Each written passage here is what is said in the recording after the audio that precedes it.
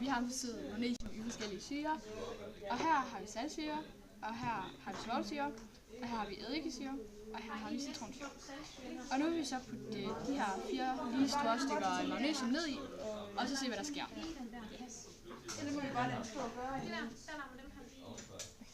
Klar.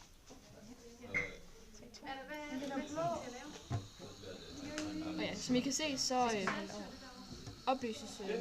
opløses magnesium. Ja.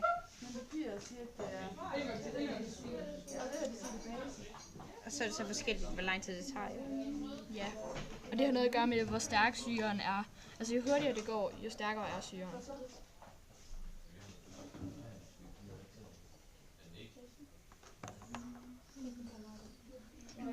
på med det her. Det her, ikke? Det der ammoniakvand, det der saltsyre. Ikke også? Er du klar på det? Ja. Og mens det her det sker, så frigives der CO2, altså brint, og det vil vi bevise lige om lidt ved at teste ind over. Ja. Okay. Skal jeg holde over den her? Ja. Jeg starter med at...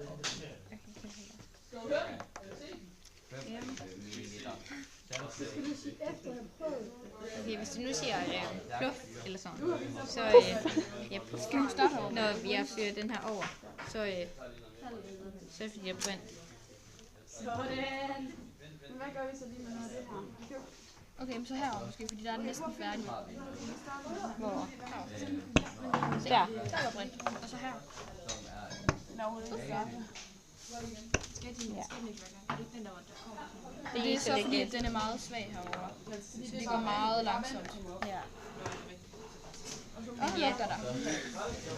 Det der pluff, det var så brændt. Og med det her forsøg, der har vi så bare webkameraet igen. Undskyld. Jeg kan så se, at saltsyren den er hurtigst.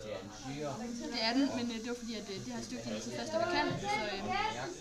Så ja, det er altså hurtigst. Det er hurtigst, og ja, det er Og stærkest. så kommer svovlsyren, så kommer eddikesyren, og allerlangsomt er citronsyren, og der er næsten ikke sket noget her. Hele stykket er der næsten. Ja, der er også meget i den her stadigvæk. Men det går. Men de her to, Den er hurtigere. de er rigtig hurtige. Ja. Det vil sige, at de ligesom, det er dem, der er stærkest. Og de to, de er svagest. Ja. Så er det. Vi har lavet forsøg om Vestkos elektriske ledningsevne, og det er, vi har ligesom taget,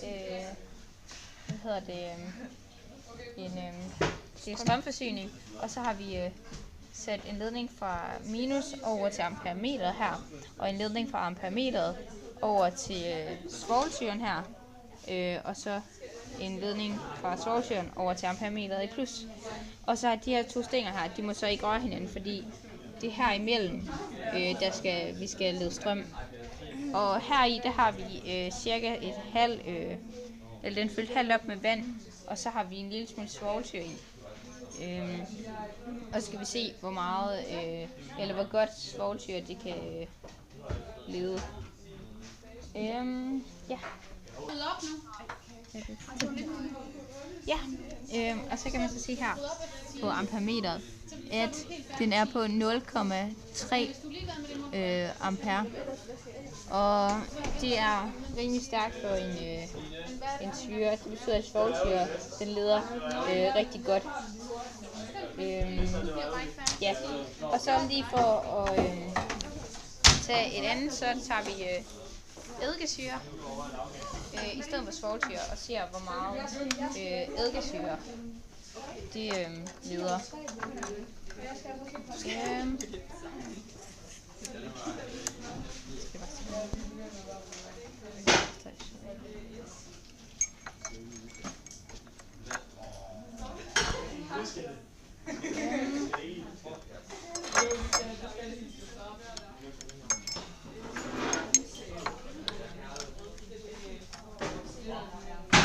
Ja. Her har vi så eddikesyre. Og så prøver vi lige at tænde for den igen.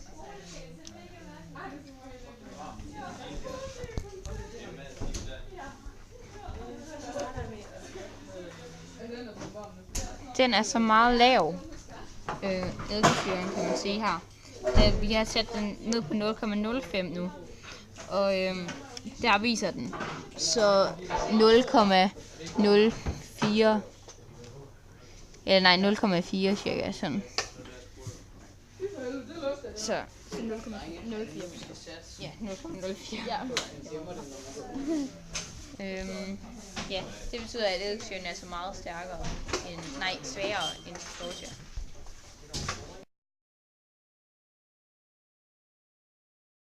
Okay.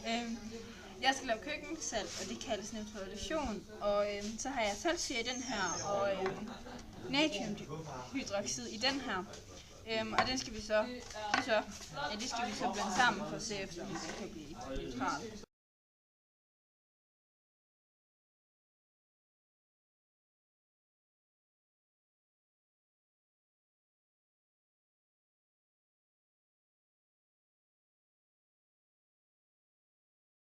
Nemlig.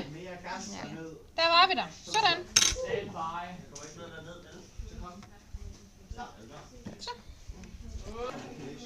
Så tager vi den væske, som vi har blandet sammen med neutral, eller over i den her.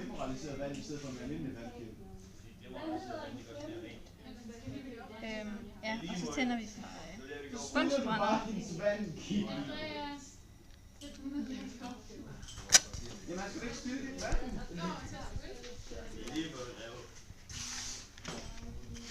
Har du ikke også hørt det der med, at mange giver nogle gange taber?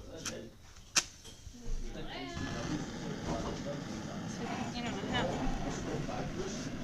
Og så skal væsken så